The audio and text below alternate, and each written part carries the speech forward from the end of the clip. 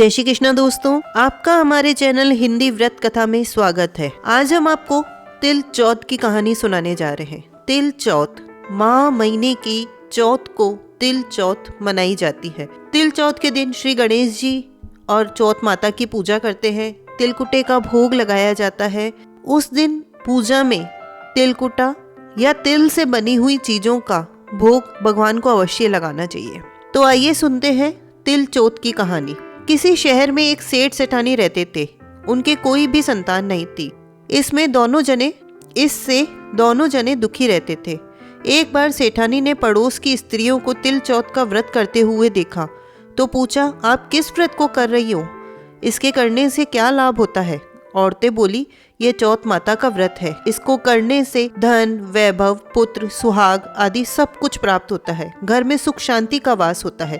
तो सेठानी बोली, अगर मेरे भी पुत्र हो जाए तो मैं चौथ माता का व्रत करके 1.25 किलो तिलकुटा चढ़ाऊंगी।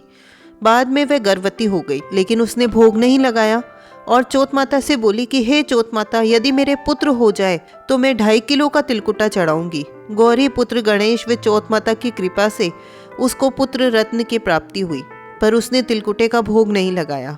फिर जब वह लड़का बड़ा हुआ तो सेठानी बोली, इस लड़के का विवाह हो जाए तो 5.25 किलो का तिलकुटा चढ़ाऊंगी। भगवान गजानन और तिलचौथ माता की मेहरबानी से उस लड़के का विवाह भी एक अच्छे कुल की कन्या से हो गया। अब लग्न मंडप में फेरे होने लगे, लेकिन भाग्यवश सेठानी फिर से चौथ माता के तिलकुटे का भोग लगाना भूल गई। तब चौथ माता और गणेश जी उस पर कुपित हो गए, गुस्सा हो गए। अभी फेरों के वक्त में 3 फेरे ही हुए थे कि चौथ माता अपना कोप दिखाती हुई आई और दूल्हे राजा का अपहरण करके ले गई। गांव के बाहर पीपल का पेड़ था, उस पर उसको बैठा दिया। सब लोग अचंभे में रह गए कि एकाएक दूल्हा कहाँ गायब हो गया। बहुत ढूंढा, लेकिन दूल्हा कहीं भी नहीं मिला। कुछ दिनों बाद गंगोर आई। सभी लड़कियां गंगोर की पूजा करने के लिए पेड़ के आसपास से दूब लेने जाती थी। तो जब वह लड़की गंगोर पूजने जाते हुए उस पेड़ के पास से निकलती तो पेड़ पे से दूल्हा बना हुआ लड़का बोलता, आओ आओ मेरी अध ब्याहड़ी आओ।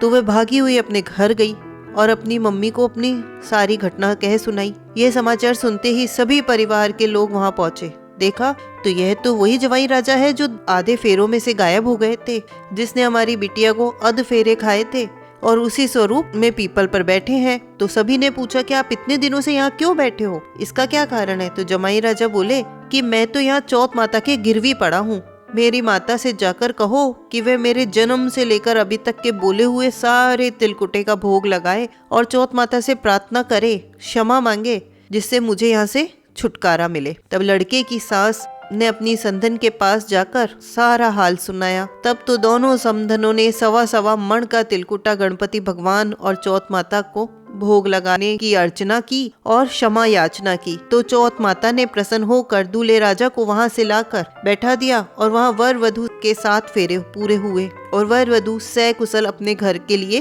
विदा हुए। चौथ माता की कृपा से दोनों परिवारों में खुशहाली हुई। हे चौथ माता, जैसे उस लड़के के साथ हुआ वैसा कभी किसी के साथ ना हो। कोई भी नर नारी भगवान को प्रसाद चढ़ाना कभी ना भूले। बोलिए चौथ माता की जय हो, गणेश जी भगवान की जय हो। दोस्तों, आपको ये कहानी अच्छी लगी हो तो प्लीज़ लाइक करें, कमेंट करके हमें प्रोत्साहित करें और हमारे चैनल को सब्सक्राइब करें। धन्यवाद।